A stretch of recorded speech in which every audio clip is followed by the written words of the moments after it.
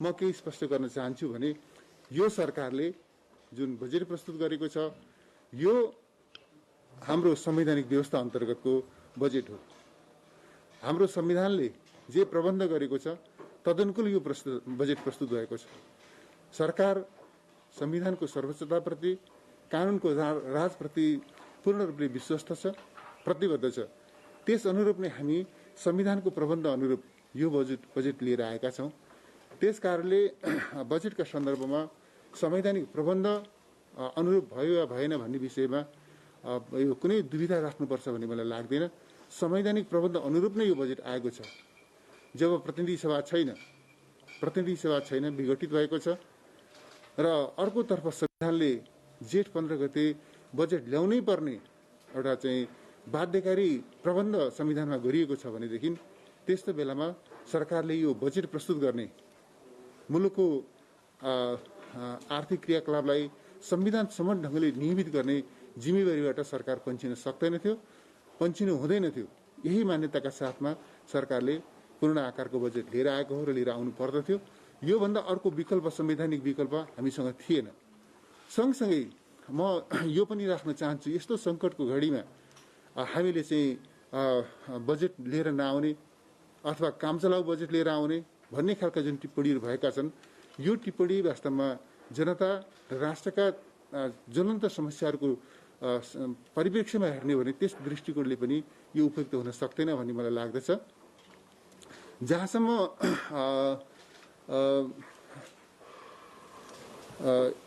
त्यस अर्थमा यो सन्दर्भमा हामीले चाहिँ बजेट लिएर आएका छौँ। बजेटका सन्दर्भमा हिजोदेखि आजसम्मका छलफलहरू सुन्दा मैले धेरैतिरबाट विभिन्न क्षेत्रका सुझावहरू, टिप्पणीहरू सुन्दाखेरि मैले के पाएको छु भनेदेखि मूलत बजेट राम्रो रहेको छ, सकारात्मक रहेको छ। यसले आजका समस्याहरू चिनेको छ, समाधानको दृष्टिकोण अघि सारेको छ, समाधानका कार्यक्रमहरू, योजनाहरू प्रस्तुत गरेको छ भन्ने कोणबाटै सुझाव टिप्पणीहरू आएका छन्। त्यस अर्थमा मैले के देखिरहेको छु भनेदेखि सरसर्ती सुन्दा आलोचनामा अभिव्यक्त भएका टिप्पणीहरूलाई सुन्दाखेरिमा, केन्द्रित भएका टिप्पणीहरूलाई सुन्दा पनि एउटै मात्रै मैले टिप्पणी सुनिरहेको छु बजेटको कार्यान्वयनको प्रश्नमा। बजेटको कार्यान्वयन हुन सक्छ, बजेट राम्रो छ तर कार्यान्वयन हुन सक्छ भन्ने कोणबाट पनि टिप्पणीहरू आएका छन्। म भन्न चाहन्छु यो बजेट हामीले कार्यान्वयन गरेर देखाउँछौँ। कार्यान्वयन गर्ने योजनाका साथमा, कार्यान्वयन गर्ने प्रतिबद्धताका साथमा, त्यो सङ्कल्पको साथमा यो बजेट आएको छ। म यहाँहरू मार्फत सबै देशवासीहरूलाई आश्वस्त तुल्याउन चाहन्छु, यो बजेट केवल सुनाउनका निम्ति होइन, कार्यान्वयन गर्नका निम्ति, बजेटमा निर्धारण गरिएका लक्ष्यहरू हासिल गर्नका निम्ति प्रस्तुत गरिएको हो भन्ने कुरामा म यहाँहरू मार्फत सबै देशवासीहरूलाई विश्वास दिलाउन चाहन्छु। मैले अहिले बजेटका विशेषताहरूका बारेमा, यसमा अन्तर्निहित पक्षहरूका बारेमा धेरै लामो टिप्पणी गर्नुपर्छ भन्ने मलाई लाग्दैन। मुख्य रूपले आज जसरी सिङ्गो विश्व समुदाय कोभिड-19 को प्रकोपबाट आक्रान्त छ, त्यसका विरुद्ध विश्व समुदाय लडिरहेको छ, नेपाल पनि त्यसका विरुद्धमा लडिरहेको छ। यो बजेटले मुख्य रूपले कोभिड महामारीको रोकथाम, नियन्त्रण र उपचारका विषयमा केन्द्रित हुनु पर्दथ्यो। त्यसै गरी हामी यसमा केन्द्रित भएका छौँ। म यहाँलाई विश्वास दिलाउन चाहन्छु, जसरी हामी यो अहिले कोभिडले सृजना गरेको चुनौतीलाई सामना गर्ने सन्दर्भमा रोकथामको, उपचारको, नियन्त्रण र उपचारको सन्दर्भमा यो बजेट केन्द्रित भएको छ। हामी रोकथाम, उपचार र नियन्त्रणका सन्दर्भमा जे जस्ता कार्यक्रमहरू प्रस्तुत गरेका छौँ, योजनाहरू प्रस्तुत गरेका छौँ, ती चिजहरूको प्रभावकारी ढङ्गले कार्यान्वयन गर्छौँ। र सँगसँगै हाम्रा सामनेमा अर्को एउटा महत्त्वपूर्ण अभिभार आएको छ कि खोपको शीघ्र प्रबन्ध गरेर हामीले चाहिँ आम नागरिकको जीवन रक्षालाई सुनिश्चित गर्ने त्यो चाहिँ महत्त्वपूर्ण जिम्मेवारी हाम्रो काँधमा आएको छ। म यहाँलाई विश्वास दिलाउन चाहन्छु, जसरी हामी यो कोभिड विरुद्धको लडाइँमा एउटा चाहिँ तुलनात्मक रूपले अग्रमोर्चामा रह्यौँ विगतको दिनमा पनि, आउने दिनमा पनि हाम्रो यो भूमिका अझ सशक्त, अझ प्रभावकारी हुन्छ। विशेष गरी खोपको उपलब्धताका सन्दर्भमा म यहाँलाई यो विश्वास दिलाउन चाहन्छु, जसरी हामी दक्षिण एसियामा खोपको दोस्रो प्रयोगकर्ता मुलुक भएका थियौँ, दक्षिण एसियामा खोप प्रयोग गर्ने दोस्रो मुलुक भएका थियौँ, हामीले आम खोप सुविधा उपलब्ध गराउनु पर्ने, खोप सेवा उपलब्ध गराउनु पर्ने, प्रत्येक नागरिकलाई खोप दिलाउने त्यो अभियानमा पनि हामी तुलनात्मक रूपले अग्रपंक्तिकै देश हुनेछौँ। म यहाँहरूलाई यो विश्वास दिलाउन चाहन्छु। त्यही तयारीका साथमा सरकार सम्पूर्ण सामर्थ्यका साथमा नागरिकको जीवन रक्षाको विषयलाई सर्वोच्च प्राथमिकतामा राखेर जीवन रक्षाको प्रश्नभन्दा ठूलो अर्को कुनै अभियान हुन सक्दैन भन्ने जिम्मेवारी बोधका साथमा कोभिडका विरुद्धको लडाईँलाई अगाडि बढाउन प्रतिबद्ध छ। हामी रोकथाम, नियन्त्रण र उपचारको प्रश्नमा सम्पूर्ण सामर्थ्य परिचालित गर्छौँ। कोभिड विरुद्धको खोपको उपलब्धताका प्रश्नमा हामीले हाम्रो सम्पूर्ण तागत लगाउँछौँ र हामीले नेपाली जनताको, नेपाली नागरिकको जीवन रक्षाको जिम्मेवारी पूरा गर्छौँ। त्यो अठोटको साथमा, त्यो प्रतिबद्धताको साथमा सरकार प्रस्तुत भएको छ भन्ने कुरा म यहाँलाई राख्न चाहन्छु र म यो विश्वास यहाँहरूलाई दिलाउन चाहन्छु, यहाँहरू मार्फत सबै दिदीबहिनी दाजुभाइहरूलाई दिलाउन चाहन्छु कि कोभिडका विरुद्धको खोपको सन्दर्भमा हामीले असाधारण पहलकदमी लिएर सबै सम्भावनाहरूको सदुपयोग गर्दै हामीले खोप सेवा उपलब्ध गराउने काममा आउने दिनमा हामी केन्द्रित भएर लाग्छौँ। यस हिसाबले बजेट आएको छ र बजेटले जुन प्रकारको दिशानिर्देश गरेको छ, खास गरी कोभिड विरुद्धको लडाईँको सन्दर्भमा, नागरिकको जीवन रक्षाको सन्दर्भमा त्यसको प्रभावकारी कार्यान्वयन गर्दै नागरिकको जीवन रक्षामा हामी केन्द्रित हुन्छौँ भन्ने विषयमा म यहाँलाई विश्वास दिलाउन चाहन्छु। त्यस्तै गरी अर्को महत्त्वपूर्ण प्रश्न हाम्रो चाहिँ राहत, सहुलियत र आर्थिक पुनरुत्थानको विषय हो।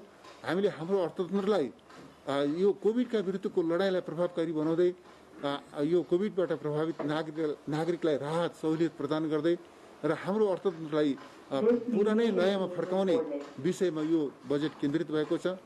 अर्थतन्त्रका विविध क्षेत्रहरूमा जे जस्ता समस्याहरूको सामना गर्नुपर्छ, क्षेत्रहरूले जे जस्ता समस्याहरूको सामना गर्नु परेको छ, ती प्रत्येक समस्याको समाधानका निम्ति स्पष्ट दृष्टिकोण, योजनाका साथमा, बजेट एलोकेसनका साथमा हामीहरू प्रस्तुत भएका छौँ र मेरो विश्वास के छ भनेदेखि यो बजेटको कार्यान्वयनसँगै हामीले चाहिँ एकातर्फ नागरिकको जीवन रक्षा, कोभिड विरुद्धको लडाईँमा सफलता र नागरिकको जीवन रक्षामा हामी ऐतिहासिक उपलब्धि आर्जन गर्नेछौँ भने अर्कोतर्फ आर्थिक क्षेत्रमा जे जस्तो चाहिँ चुनौतीको सामना मुलुकले गर्नु परिरहेको छ, आर्थिक जगतका चुनौतीहरूको सामना गर्दै हामीले हाम्रो अर्थतन्त्रलाई पुरानै लयमा फर्काउने र यसलाई गतिशील तुल्याउने र हामी एउटा समृद्धिको यात्रालाई फेरि नयाँ गतिमा अगाडि बढाउने, त्यस अभियानमा हामीले सफलता प्राप्त गर्न सक्छौँ भन्ने त्यो आत्मविश्वासको साथमा यो बजेट प्रस्तुत भएको छ भन्ने बेहोरा यहाँलाई राख्न चाहन्छु। र कार्यान्वयनको सन्दर्भमा म दोहोऱ्याएर भन्छु, यो सरकारले यो बजेट कार्यान्वयन गर्छ। यसमा कुनै पनि प्रकारको दुविधा राख्नुपर्ने आवश्यकता छैन। मैले यहाँहरू मार्फत भन्न चाहन्छु, हामी हिजो बजेट प्रस्तुत गरेका छौँ, आज यहाँहरूसँग छलफलमा सहभागी भएका छौँ। भोलिदेखि नै अलग अलग मन्त्रालयसँग सम्बन्धित योजनाहरूका बारेमा, कार्यक्रमहरूका बारेमा, कार्यान्वयनको के भनेदेखि विषयमा अर्थ मन्त्रालयसँग जुन दृष्टिकोण छ, जुन प्रस्ताव छ, त्यसका आधारमा हामी सबै मन्त्रालयहरूसँग अलग अलग ढङ्गले छलफल गर्दै कार्यान्वयनको एउटा चाहिँ अभियानलाई तीव्रता दिएर अगाडि बढ्छौँ भन्ने कुरामा म यहाँहरूलाई विश्वास दिलाउन चाहन्छु। यति कुरा राखेर केही जिज्ञासाहरू पनि आएका छन्। खास गरिकन यो सरकार चुनावी सरकार हो, त्यस कारणले भन्ने कोणबाट चुनावका निम्ति बजेट एलोकेसन भएन भन्ने पनि टिप्पणीहरू यता कता सुने मैले, तर त्यस्तो होइन। स्वाभाविक रूपमा यो हामीले खास गरिकन हाम्रो संवैधानिक प्रबन्ध अनुरूप जब प्रतिनिधि सभा विघटन भयो, संविधानको प्रबन्ध अनुरूप नयाँ सरकार गठनका निम्ति सबै सम्भावनाहरू सकिए र चाहिँ प्रतिनिधि सभा विघटन हुने परिस्थिति निर्माण भयो। प्रतिनिधि सभा विघटन भएर नयाँ निर्वाचनका निमित्त, ताजा जनादेशका निमित्त हामीले चाहिँ मिति निर्धारण गरेर अगाडि बढिसकेको अवस्था छ। यस्तो अवस्थामा हामीले चाहिँ यो खास गरिकन निर्वाचन त एउटा राष्ट्रिय अभिभावकका रूपमा हाम्रा सामने उपस्थित भएकै छ। यो आउने निर्वाचनलाई हामी स्वतन्त्र निष्पक्ष ढङ्गले सम्पन्न गर्ने कुरामा सरकारको यथेष्ट ध्यान छ। हामी त्यसका निमित्त पनि हामीले चाहिँ हाम्रो सम्पूर्ण सामर्थ्य परिचालित गर्छौँ भन्ने कुरामा म विश्वास दिलाउन चाहन्छु। निर्वाचन लोकतन्त्रको प्राण हो र लोकतान्त्रिक ढङ्गले मात्रै मुलुकमा कसैले पनि शासन सत्तामा पुग्छ, शासन सत्तामा टिक्छ, शासन सत्ता सञ्चालन गर्छ भने केवल लोकतान्त्रिक प्रणालीका आधारमा मात्रै त्यो सम्भव छ भन्ने हाम्रो जुन संवैधानिक प्रबन्ध छ त्यस अनुरूप नै अगाडि बढ्नका निम्ति सरकार प्रतिबद्ध छ भन्ने म यहाँलाई विश्वास दिलाउन चाहन्छु। र निर्वाचनका निमित्त पनि यो सरकारले यथेष्ट महत्त्व दिएको, त्यस बजेटले यथेष्ट महत्त्व दिएको छ, त्यसका निम्ति आवश्यक बजेट विनियोजन गरेको छ भन्ने पनि म यहाँसँग राख्न चाहन्छु। यसबाहेक विभिन्न विषयहरूमा यो विषयगत हिसाबले मन्त्रालयगत हिसाबले विभिन्न कार्यक्रमहरू र के भनेदेखि तिनको निमित्त विनियोजन गरिएका विषयहरूका बारेमा मैले डिटेलमा केही भन्नुपर्छ भन्ने मलाई लाग्दैन। र अहिले खास गरिकन म साथीहरूसँग यो चाहिँ यति कुरा राखिरहँदाखेरि म सञ्चार जगतको पनि जिज्ञासाहरू सुन्न चाहन्छु र यहाँहरूको जिज्ञासा सुनिसकेपछि फेरि छलफलमा सहभागी हुने गरिकन मैले चाहिँ आफ्नो भनाइलाई अहिलेलाई यहाँ विश्राम दिन चाहन्छु। धन्यवाद। अब मान्य अर्थमन्त्रीले आफ्नो धारणा राखिसक्नु भएको छ।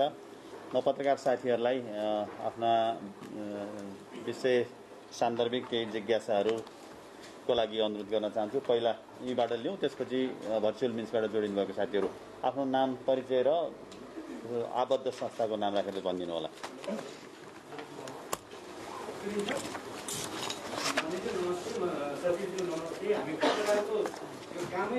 प्रश्न सोध्ने रहेछ। राहत यति सराहनीय राहत ल्याउनु भएको छ, तर यो करमा धेरै छुटिँदाखेरि 25% राजस्व ग्रोथ कसरी हुन्छ र यो खर्चको लागि अपर्याप्त त नहोला भन्ने एउटा प्रश्न भयो मेरो। अर्को छ 5 वर्षको ट्रेन हेर्दाखेरि 90% भन्दा बढी खर्च हुन सकेको छैन विनियोजनको। यसपालि फेरि टार्गेट ठुलै छ, टार्गेट ठुलै राख्दाखेरि तान्दै बढी खर्च भइहाल्छ भन्ने टार्गेट ठुलो राख्ने हो कि सँगसँगै आयातित वस्तुमा चाहिँ अलिकति प्रोत्साहन दिएको देखिन्छ। यसबाट व्यापारीहरूलाई फाइदा हुने भयो, आयात प्रोत्साहन किन गरियो भन्ने प्रश्न भयो एउटा। अर्को चाहिँ वित्तीय हस्तान्तरण जोडेर चाहिँ अर्थ मन्त्रालयले अलिकति चलाखी गरेछ। चालु खर्च चाहिँ पहिले सबै त्यसमा हुने पुँजीगत खर्च पनि चालु खर्चमै जोडिन्थ्यो, वित्तीय हस्तान्तरण राखेर अहिले अलिक चलाखी गर्न खोजिया हो भन्ने प्रश्न रह्यो। Thank you. म रबिन पौडेल सिंहदरबारबाट। सुमन बन्द कान्तिपुर टेलिभिजनबाट। मन्त्रीजीले चाहिँ यो बजेट बनाउने भयो जस्तो देखियो। पहिलो र दोस्रो चरणले चाहिँ आर्थिक क्रियाकलाप चाहिँ शिथिल रहिरहेको अवस्थामा चाहिँ 10 अर्ब 24 अर्ब चाहिँ राजस्व उठाउने भन्ने एउटा प्रक्षेपण चाहिँ के आधारमा त्यो देखियो। र दोस्रो कुरा चाहिँ प्रतिपक्षले पनि भनिरहेको छ यो रोग रिजाउनको लागि चाहिँ मन्त्रीले मन खुलाएर नै मतदाता रिजाउने गरिजाउनु भन्ने पनि छ। यसमा पनि अलिकति प्रश्न पारिदिनु होला। र अर्को चाहिँ यो आर्थिक वृद्धि 6.5% को प्रक्षेपण गर्नुभएको छ, यसका आधारहरू के छन्? 1-2 दिनमा भनिदिनु होला। धन्यवाद। जस्तो मन्त्रीज्यू अर्थमन्त्रीज्यू जस्तो पोलिटिकली रूपमै तपाईँको बजेटलाई अस्वीकार गर्ने भनेर आज नेपाली कङ्ग्रेस, माओवादी केन्द्र, मालेपा नेपाल समूह एमाले, उपेन्द्र यादव समूह जसपा र राष्ट्रिय जनमोर्चाका शीर्ष नेताले हस्ताक्षर गरेका छन् र भनेका छन् यो सरकारलाई बजेट ल्याउने अधिकारी छैन, किनभने संसद पुनर्स्थापनाको मुद्दा यति अदालतमा विचार दिन्छ र यो सरकार भनेको चाहिँ अब पुनः सरकार पनि होइन। यसले चाहिँ अब 1 वर्ष काम गर्न पनि पाउँदैन। तपाईँले मौसममा चुनाव गराउने भनेर नीति घोषणा गर्नुभएको छ। कार्तिकको अन्तिम र मौसमको पहिलो साता कसरी तपाईँले पूर्ण बजेट ल्याउनुभयो? त्यो अधिकार छ कि छैन? तपाईँले ल्याएको पूर्ण बजेटलाई मेजर पोलिटिकल पार्टीले कन्डेम गरेको छ। अब तपाईँको बजेटको कार्यान्वयनका चुनौतीले के देख्नुहुन्छ? पहिलोपटक मेजर पोलिटिकल पार्टीले यो बजेटको एगेन्स्टमा चाहिँ एकदम हस्ताक्षर सुरु गरेका छन् र भनेका छन् प्रधानमन्त्री शेरबहादेउवा हो, शेरबहादेउवा प्रधानमन्त्री बन्दैछ भनेर पनि उनीहरूले भनेका छन्। हामीले अदालतमा अगाडि सारेर बेला किन ल्यायो भनेका छन्। अब पोलिटिकल रूपमा तपाईँ कसरी खुस गर्नुहुन्छ? यसलाई कसरी कार्यान्वयन गर्नुहुन्छ? मन्त्रीहरूमा थुपिहाल्छु। म नवराज पालिसी टेलिभिजनबाट यो अब साथीले राखिसक्नु प्रश्न धेरै कोणबाट त्यो चुनावी सरकार भएको हुनाले चुनावमै जाने र मतदातालाई प्रभावित पार्ने लोकप्रिय कार्यक्रम धेरै कार्यक्रमहरू छरिएको छ बजेटमा भन्ने छ। अर्को कुरा चाहिँ अहिले बजेटको स्रोत व्यवस्थापनमा वैदेशिक ऋण, आन्तरिक ऋण र वैदेशिक सहायतामा निर्भर गर्न खोजियो। तर यो वर्ष हामी हेर्दाखेरि वैदेशिक ऋण सहायताहरू खासै बढ्न सकिरहेको अवस्थाले ऋणको भार थपिँदै गएको छ भन्ने कुरा छ। अर्को कुरा हाम्रो चाहिँ अर्थतन्त्रको क्षमता पनि कमजोर भएको कि यो चाहिँ अर्थ मन्त्रालयका सचिवहरूले पनि एउटा प्रश्नको उत्तर दिनु होला कि तपाईँहरू किन खर्च गर्न सकिरहनु भएको छैन, सम्बन्धित विकास मन्त्रालयले किन खर्च गर्न सक्दैनन्, किन त्यसमा चाहिँ निगरानी भएन अर्थ मन्त्रालयबाट, र महालेखा परीक्षकबाट बेरोजीहरू पटक पटक उठाइएको छ, त्यसमा अर्थ मन्त्रालयको किन ध्यान जान सकिरहेको छैन, एउटा बाटो चाहिँ भयो। अनि त्यसै गरी यो यदि हामीले स्रोत व्यवस्थापन गर्न सकेनौँ भने राजस्वबाट मात्रै अवस्था सकिँदैन। यहाँले अर्थ मन्त्रालयबाट नि यस्तो प्रश्न आइदिएको राम्रो हुन्छ र राष्ट्रको गौरव साधनी भएको हुनाले विशेष कोभिडको महामारीमा परेका साना मझौला रुग्ण भएका उद्योगहरू जसले श्रमिक मजदुरहरूलाई निर्भर रहेर त्यहाँबाट चाहिँ आय आर्जन चाहिँ अगाडि बढाउनुपर्ने अवस्था छ, त्यस्ता खालका साना मझौला व्यवसायलाई रूपान्तरण गर्ने आर्थिक उत्थान गर्ने खालको सहुलियत ब्याङ्कको कर्जामा अथवा कुनै पनि खालको सहुलियत प्याकेजहरू के आएको छ त्यो पनि प्रश्न पर्दैन धन्यवाद। अरू साथीहरू जुमतिर जाउँ कि क्या त्यसै जुमबाट जोडिनुभएका साथीहरू सर यो अध्यादेशबाट आएको यो बजेटको आयोगप्रति र यसको वैधानिकताप्रति र संसद पुनर्स्थापना भयो भने पूरक बजेट ल्याउन मिल्छ कि मिल्दैन भन्ने एउटा क्वेसन। अर्को चाहिँ यसको स्रोत व्यवस्थापन के हो बजेटको, म चाहिँ Sita Pokharel prime times.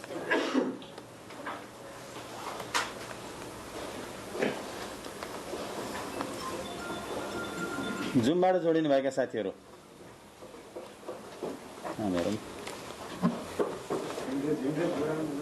Hand raise भएको हेरौँ, तलबाट रेज भएको 61 जना गर्नुभएको कति जोडिनु भएको 61 जना हुनुहुन्छ।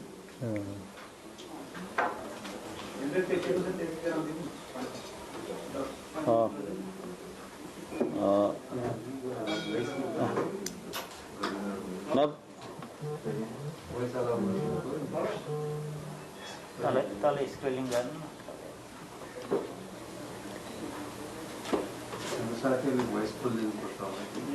भोइस खोलेको छ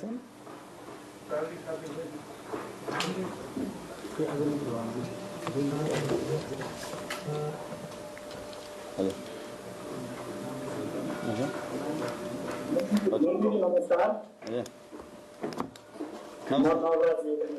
नमस्कार, यो अहिलेको बजेट भाषणको 107 नम्बर बुँदामा पशु तथा बाली बिमाको बिमा शुल्क अनुदान चाहिँ 50% अनुदान दिने र पुरानै काम गर्ने भन्दा छ।